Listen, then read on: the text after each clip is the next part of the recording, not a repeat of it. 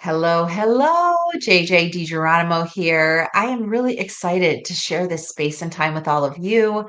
I have so many amazing souls that connect, reach out, share their gifts, and Sansan Fibri is no different. She is so fascinating. Her journey is really so notable, and I can't wait to really share some of the work that she's doing in her company. I'm incredibly excited to see how this gets started. So, Sansan, can you tell us a little bit about what you're doing around the space of subconscious manifestation? Yes, absolutely. My background was actually in film and TV. I was always a storyteller, a screenwriter, a producer. I've worked with Comedy Central, Bill Burr, Kevin Hart. But at one point, I realized I've always had this obsession about dreams. I've studied Jungian dream analysis, and at one point, I realized that the most important stories are the ones that our own mind is telling us. These are in our dreams. These are stories that are from us, about us, and for us to learn something from them. And so I realized that what I really wanted to put my time into is to helping people connect with a story, helping people understand what their personal story is.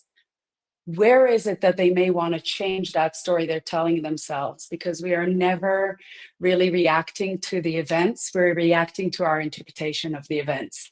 And so that's the story. Sometimes we're not even aware of the story we're telling ourselves. We say we want to manifest success, and meanwhile, we believe that success doesn't come to people like me, etc. So those are the tools that I wanted to give people. I love that. I believe that. I believe in our stories. I have so many people that have crossed this podcast at one time or another that talk about how to decouple those stories, how to change the stories, how to really almost rip the stories out in some instances. And so you focus a lot on dreams, which really for me, that is fascinating. So I have a young daughter that dreams all the time and they're incredibly vivid. So I want to hear about how this subconscious shifting essentially connects with dreams. Well, our dreams are the most accessible point to our subconscious mind. They're coming out, and it's our subconscious mind showing itself to us in the most vivid scenarios, in dramatic, visual, audio-visual, immersive experiences. This is the subconscious showing itself to us, and it speaks in story form and it speaks in metaphor.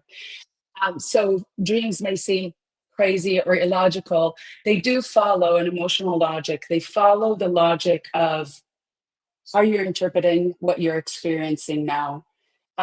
Maybe a missed opportunity could show up as a missed plane ride, or the fear of failure can show up as you suddenly back in school and you're in a test and you don't know what the test is about, being kind of in the hot seat. So our our our our mind turns it into these stories, into these metaphors, so that we can somehow connect to what they are, or if we want to, if we want to get to what the story is, before we can change anything, we have to know what the it is that's already there and not working for us. Tapping into your dreams helps you see what that it is. What is the story I'm telling myself, first of all, before you can choose if you want to decouple from it? I love that. And I feel like, data points, right? Data points of Data gathering points. those in. And what if somebody says they don't have dreams? Like, how does that work? So everybody dreams every night, about 4 to 6 times a night. We have about 4 to 6 REM cycles a night, and we all dream. It's just that it's true that most of us forget our dreams. 95% of our dreams are forgotten, if not recorded, within the first 5 minutes of waking up. And the thing is, the brain is a muscle. And so dream recall is a muscle. And it's something you can train. And it starts by just setting an intention. If you feel like your dreams may bring you some value, then, or some insight, then you can set an intention at bedtime. You can tell yourself, I want to remember my dreams in the morning. I will remember, and really set that intention. Say that to yourself 5 times, do that for 3 nights. You're going to start remembering something. Even if it's fragments, write it down because it will continue training itself. And then the more value, now you're seeing the fragments and you're connecting it to something and it's telling you something. And now your subconscious knows this is important. I want to remember it. And it just will happen naturally. I love that. I love the dream recall. That's fantastic. So you just tell yourself before you go to bed, I want to remember my dreams. And then I Yep. was told before you put your feet on the ground, you should grab your phone and dictate, send yourself an email, send yourself, your Or use partner a my app. text, use your app, which you use AI tools. I want to get into that. So I Yep. think that's a great idea is like if you're at a place where you don't remember your dreams or you're not really paying attention to your stories, like starting to pay attention to kind of what's happening around you. And more importantly, what are you thinking about? Yeah, instead of jumping out of bed and immediately looking at your messages, I have my phone set up so that once the alarm is off, it goes into mindfulness mode. So I really don't get any of the notifications that came through the night. And first thing I do is my dream work. Second thing I do is my meditation, and I combine them really. I love this. I do meditation when I wake up too, or encoded frequencies, or there's several things I'll listen to just to like breathe and remember my breath is the most important thing before I get out of bed. But this is a great ad. So, working with Kevin Hart and others at Comedy Central and in the entertainment business, I mean, you don't just wake up one day and say, I think I'm going to take a look at dreams right now. I think I'm going to write an AI tool and create a platform where people can start really learning about their subconscious manifestation. So, how does this happen? Tell us the story. Well, there was a very seminal moment. And so if you picture this, it's early pandemic days, May 2020. New York City is trauma central. You got the helicopters whirring above, the sirens in the streets, and otherwise it's like ghostly silence. You see or nobody, everybody's panicked. And I was going through one of those typical early pandemic relationship implosion. I was thrown out of the place I called home for 5 years. I was really kind of hanging between earth and sky with nothing solid, no solid ground. And I finally moved out and I had this dream where I found myself standing at the edge of a cliff alongside two other versions of myself. So there was male me, like the embodiment of male energy me, and there was female me, the embodiment of the nurturer, the wisdom of female energy me, and then little me, the embodiment of fear-based, helpless, it's not going to work, I'm going to fail, I'm going to die, nothing's going to work, panicked completely. And the three of us were there. It wasn't a big heroic moment when we decided to jump. We needed to get somewhere, and the only way to maybe get anywhere was we were at the edge of a cliff. Trains, planes, automobiles, nothing was going to come there. So we jumped, and now we are in midair over the abyss. And fear-based me goes, "Are we falling?" And what I call higher wisdom me, male and female me, like the mama papa me, they said, "No, we're flying." And it was like a flip of a switch, and the abyss opened to this beautiful blue sky. And here we were floating, flying peacefully towards our destination. I kid you not, 36 hours later, I closed my first venture investment on Wakefully. So this is what's behind Wakefully, is the ability to tap into your dreams and to create that mindset switch. Because my dream already showed me, because your dream is going to show you who you think you are in terms of what you think is not possible, who you think you are in all the limiting ways, but it's also going to show you what's possible. So that's what that dream showed me. It showed me that even though I was a first time founder, I was an untechnical founder, a woman founder, an immigrant founder, solo founder, pre product, mid pandemic, not the time to raise. That's when I raised. So that's what I wanted to give people is the ability to really use their dreams, not just experience them and understand them, but actually use them as tools to help you create that blueprint of the you want to be. So powerful. So powerful.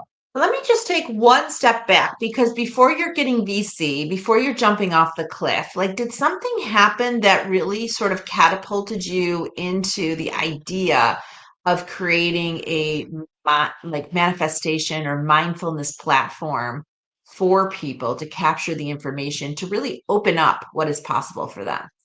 Well, again, I've always been obsessed with dreams. I've been a high dream recaller. I've used my dreams have inspired a lot of my screenwriting, a lot of my producing work. So it always came hand in hand. And I was actually writing a script around 2013, 14. And I wanted to give the hero, the heroine, a um, something that she's aspiring to, some character arc that she's doing that is going to help her become accomplished. And I chose dreams. And at first I said she has a blog. It was like early days of blogging. I didn't even know what a blog was, but I was like, she posts her dreams, and then other people can post her dreams, and she can help interpret them. And then as the script evolved, as I was working with my co-writer, and the script evolved, one day it just became, it went into those days where everything, there is an app for that. And I thought, oh, an app. But then I went and I searched and to see if there are any apps, and I saw that there is some, but they're all missing the point. They're all doing what Google does. It's giving you some one size fits all that is completely made up, has nothing to do. Your mind made up the dream. So let's take, for example, you dreamt of a dog barking, and I dreamt of a dog barking. I was born into a family with two older sisters and a Great Dane. So for me, a dog symbolizes a family member. Let's say, let's hypothesize that you were bitten by a vicious dog when you were 12. Now, you dreaming of about a dog barking and me dreaming about a dog barking, could it possibly be the same meaning? So Google is not going to ask you what experience you have with a dog. What do you associate with a dog? And that's why I wanted to develop an app that could do that. And even though these were early days of, AI was not even talked about in this colloquial, everyday manner that we do now. I mean, just a few years ago, it wasn't. It was still the domain of like deep tech. But I had this. I think it's the collective unconsciousness that I had this innate feeling that there's got to be a system or a computer smart enough to know that what are the things that people can associate with dogs. Somebody who is from, from the West and who is of this age and this demographic, what could they possibly? So vicious is one, and family member is another. But there are things that are more likely. Playful could be one, but there are things that are more likely. And I had this feeling, because it's almost like you know what you don't know. And after a while, as I started speaking to people about it, and as I started building Wakefully, I actually, there was an early Apple TV Plus show called Planet of the Apps, and I submitted to it. It was like The Voice meets Shark Tank, but for apps. And I kept getting called back. I sent a pitch, a 1 minute pitch video, and I kept getting called back. And I had to keep developing this conceptually and keep doing longer and longer pitch videos until the very last round, which they couldn't take me to the show because they needed an app that was in beta. I was like, I made a mock-up in like Staples, Kinko's, an iPhone, and I velcroed all the buttons and talked about them in my video. So it all grew through that, and it was people in the industry that helped me understand this is called machine learning, this is called pattern recognition, and all these things. And then once generative AI, what we know today, the chat GPT of the world, came on the scene, I already understood the system so well. I already built the basic app that I was able to train myself into becoming what we call a prompt engineer and actually architect the entire AI behind the app. Uh, well, you are talking to a tech savvy woman. Well, you are talking right? to a tech savvy woman, so I get you. And I came out of the products mostly for data centers, but I am very in lockstep with the product launch, the timeline that you're speaking of. And I want to just congratulate you on leaning into what is calling you. I feel like your career gave you the confidence to keep pitching and your creativity of going to Staples and getting the little buttons and getting everything on this, thick piece of like plywood or not plywood, but cardboard to show them what it was a step for you to make sure you get to the next step. So even though you didn't get in the final round, it pushed you along in your journey to 100%. get you where you are today. And so, how do people use the app? How do they access it? The links are below, but just give us like an overview of like what does your ideal customer look like? Exactly who's listening to this. So these are people who are understand that they're when they're seeking more of life, that they got to look within. That nothing is going to manifest on the outside until we deal with what's on the inside. And with my own spiritual and mindfulness journey, it started more as pure, dream analysis. And I think because my recent years journey deep into quantum meditation, manifestation, those practices, it really deepened. Um, there's something that Eckhart Tolle says about how human beings are trapped in a dream, and not in a fun way. That, like a dreamer, we have forgotten that we have created our reality entirely with our mind. Right? You're in a dream. Your mind. You are the one that created the reality of the dream.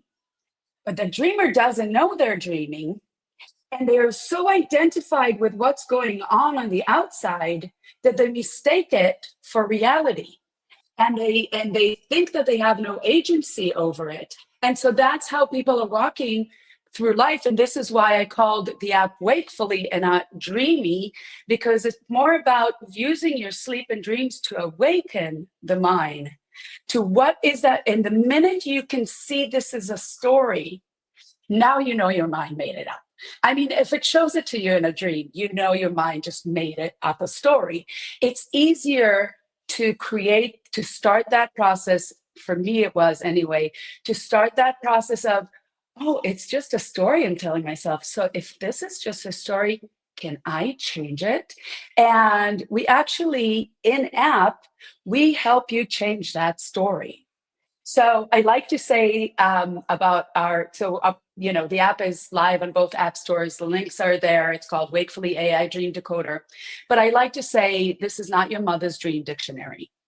We have a full suite of dream therapy, CBT, cognitive behavioral therapy, and mindfulness tools that help you not only uncover, but actively reshape limiting subconscious narratives.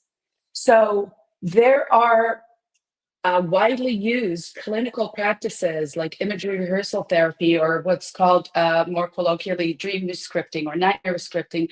Well, you can change, and we use it on any dream. It doesn't have to be a nightmare. It could be an unpleasant dream. It could be a recurring dream. It could be something that you're trying to change the narrative of.